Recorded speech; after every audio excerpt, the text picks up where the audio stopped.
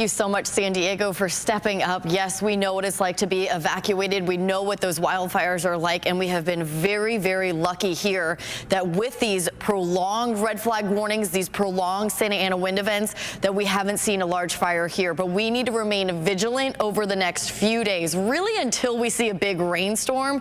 But as long as those red flag warnings are in effect, you need to be doing everything in your power to avoid anything sparking and starting a fire. And that includes checking underneath your vehicle to make sure nothing is dragging that could easily spark some brush on the side of the road as you're driving. Right now, we're looking at sunny skies, which is typical when you have those Santa Ana winds, bone dry conditions as well.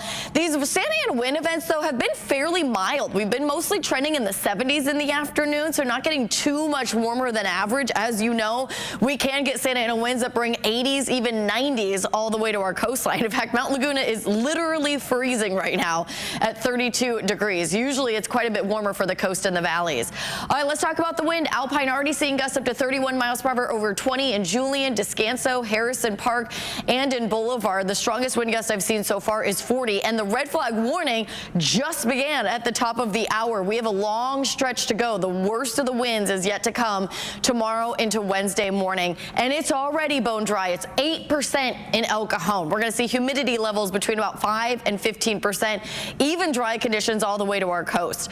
Here's those temperatures I was mentioning. We're mostly staying in the 70s for the coast and inland neighborhoods, so some 60s, which is normal. Del Mar, Coronado staying in the 60s. Chilly in the mountains, which is also typical when you have those Santa Ana winds. We're only going to be in the 40s here. Mid to upper 60s in the deserts as well. 73 in Santee, one of the warmer spots. All right, so the wind is already picking up. It's going to continue to do so into tomorrow morning. The peaks will be in the early morning hours. So this is 8:30 in the morning. Really not a very widespread wind event. We could see occasional gusts, maybe reach up to 25 miles per hour all the way to the coast. Also for the deserts, but the foothill in the mountains, the 8 traveling through Alpine, Pine Valley, on off in through the mountains, you're going to see gusts up to 45, 55, and a few isolated gusts may reach 60 miles per hour.